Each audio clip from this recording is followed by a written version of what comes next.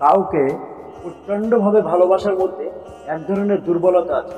নিজেকে তখন তুচ্ছ এবং সামান্য মনে হয়। এই ব্যাপারটা নিজেকে ছোট করে দেয়।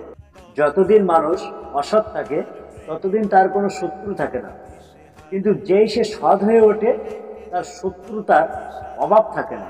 অনুকরণ নয়, অনুসরণ নয়, নিজেকে খুঁজুন, নিজেকে জানুন, নিজের পথেই চলুন। তারাই সুখী যারা নিন্দা শুনে এবং নিজেদের সংশোধন করতে পারে। সূর্যের মতো দীপ্তমান হতে হলে প্রথমে তোমাকে সূর্যের মতোই করতে হবে। কেউ কেউ খুব স্মার্ট কিংবা দক্ষ হতে পারে, কিন্তু তারা যদি তাদের বিশ্বাস না রাখে তাহলে তারা কঠোর পরিশ্রমে আগ্রহী হয় না।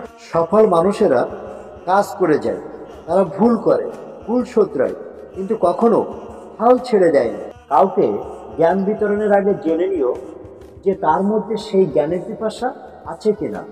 অন্যথায় এ ধরনের জ্ঞান বিতরণ হবে এক ধরনের জবরদস্তি। জন্তুর সাথে জবরদস্তি করা যায়, কিন্তু মানুষের সাথে নয়। তোমার ক্রোধকে দমিয়ে রাখো, নচেত ক্রোধেই তোমাকে নিঃস্ব করে দেবে। জগতে শত্রুতার দ্বারা কখনো শত্রুতার উপশম হয় না, মিত্রতার দ্বারাই শত্রুতার উপশম হয়। অন্যের অটোগ্রাফ সংগ্রহ করে সময় নষ্ট না করে নিজেকে বরং উপযোগী করে তোলো, যাতে অন্যেরা তোমার অটোগ্রাফ সংগ্রহ করে।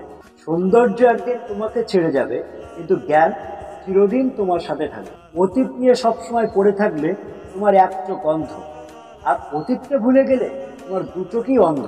সব ধরনের অনিশ্চয়তা, হতাশা আর বাধা সত্ত্বেও নিজের সবটুকু দিয়ে সফল হওয়ার চেষ্টাই শক্তিমান মানুষকে দুর্বলদের থেকে আলাদা করে। আজকের পরিশেষে বলবো, চলুন আজকের দিনটাকে আমরা উৎসর্গ করি, যাতে আমাদের সন্তানরা কালকের দিনটাকে উপভোগ করতে পারে।